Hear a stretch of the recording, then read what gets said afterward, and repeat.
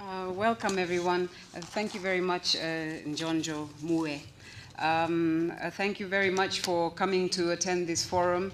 And Njonjo has already gone through some of the things we want to discuss and the motive behind holding this forum.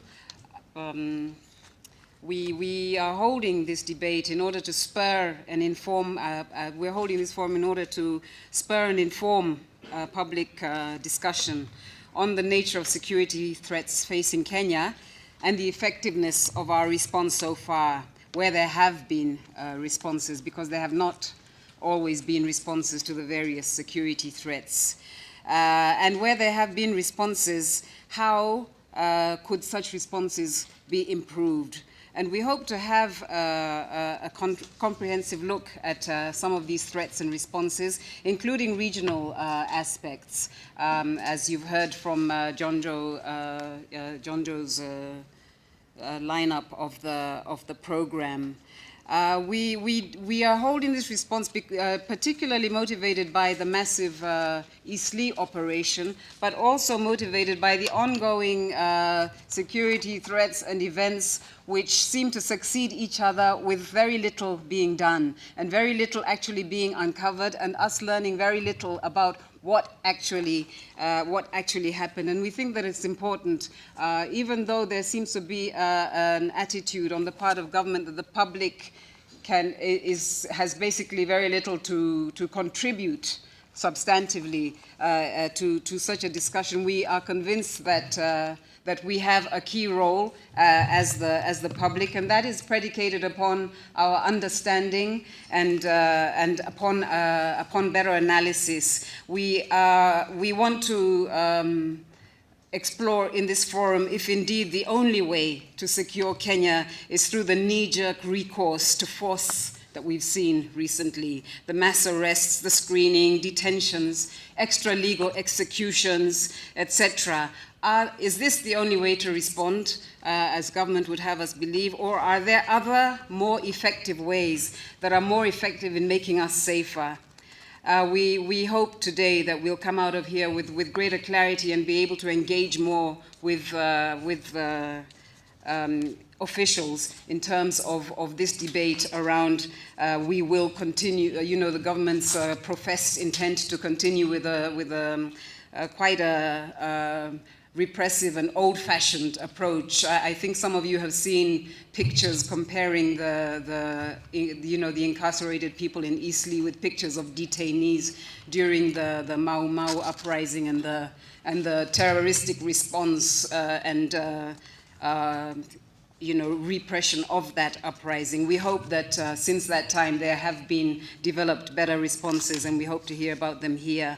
We need to understand the real nature of the threat, as I've said. Due to ineffective or lacking investigations and inadequate analysis and a failure on the part of government to communicate effectively with the public, we actually don't know exactly what is going on. And we're discussing as if we do know what is going on. So I think one of the things we hope, particularly Eva, will be able to help us with, is to understand the actual nature of the threat that is facing us. Now, we understand that such debates are difficult, particularly in the polarized political environment that we have today in Kenya. But we are all under common threat, and that requires that we move beyond the divisions that have been cultivated in the last few years to be able to discuss openly about how an effective response to the threat facing us, and understanding that threat,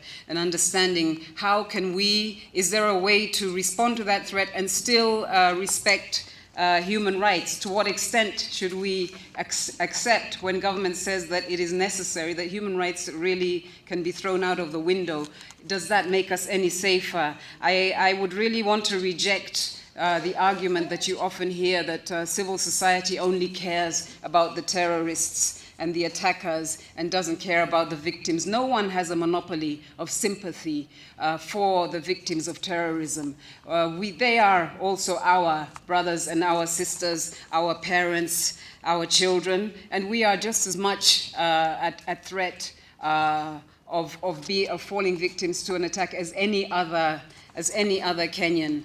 Perhaps not those Kenyans in the elite who've managed to surround themselves with all sorts of security apparatus at the expense of the security of the general public, but we are all at threat, and we all feel equally wounded when anyone is impacted on by these brutal attacks.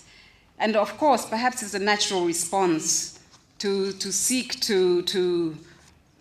simple answers to complex issues, and to seek to separate out the perceived purveyors of insecurity, those who bear the germ of insecurity, whom we think we can identify by their appearance or by their ethnic belonging. That may be a natural response, but does it make us safer?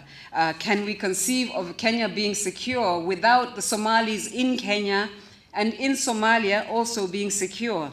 Would a withdrawal from Somalia secure us from further threat? I hope that that's something that we will be able to discuss here as well today, because these sort of calls naturally arise when you have a threat, then proceeding to view some parts of the community as other and stamping them as other, and then making them fair game and easy prey to be preyed on by the security forces. This has happened here, and we don't think that this is a legitimate or correct response, or one that will increase our security. Indeed, we think that it's a gross breach of human rights of Kenyan citizens and visitors and refugees and others who have been found within our borders. This is not to say that there are not people who have entered the country with nefarious intentions, but we also know that security is also a governance issue,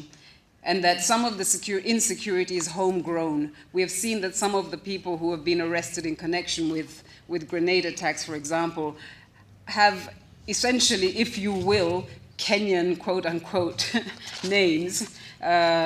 So I think we need to be conscious that analyzing this threat as one which is external obviously ignores the huge governance the huge governance failings that we have in our country that facilitate the growth of this sort of risk. It's common knowledge that endemic and pervasive corruption of our institutions endangers our security. That has been commonly discussed recently in the media and in public. It's interesting. One of the impacts of endemic corruption is an erosion of trust.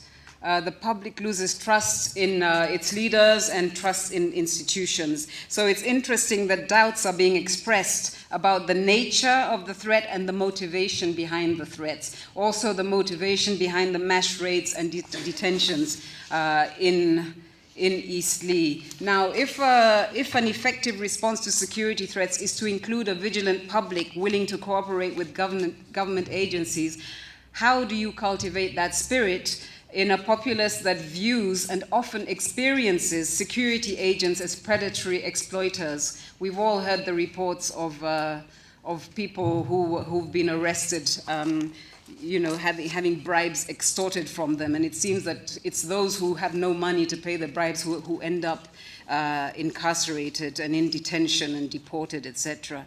So perceptions of a huge increase in corruption and lingering questions about the motives behind various government plans and projects means that the population is not open to cooperate with the government. And this is one of the issues I hope we can deepen in discussion here. The deep divisions that we have in this country, which everyone is by now very well familiar with, I think are contributing to make us more vulnerable to threats, because it makes one side of the equation reluctant to challenge the government, to openly debate issues, because it's seen as disloyalty to the government or to ethnic colleagues, etc. And that makes it very difficult. And of course, terrorists recognize that a divided country is a country which is vulnerable to threat. We also hope to discuss and understand more deeply how well our security forces are equipped and structured to meet the threat. How well coordinated are they? Is security reform a luxury just dreamed up by human rights activists, or is it a necessity? And what impact is stall reform having? And clearly an effective response to a security threat would have to include proper information gathering, which can produce intelligence that can be properly assessed. Is this happening? There are many other questions we hope to discuss today. Does our law enforcement understand the need, for example, to respect cultural differences and avoid unnecessary provocations? Some of the pictures emerging from the Isli operation would suggest that indeed they don't, and there have been alarming reports of abuse and even rape, and what has been done about this. So I want to thank you all for coming, and I hope we'll be able to get into these and other questions today. We did invite the government, and Inspector General Kimayo indicated that he may be able to send a representative who would be willing to respond to our questions. We hope that will be the case, that somebody may come along in the course of the morning. This public forum will be followed by a smaller policy dialogue, and we hope that some of the debates and questions and comments arising from here will flow into the production of a policy paper around which we hope to engage government on. So I want to welcome you all and look forward to a very fruitful debate today. Thank you very much.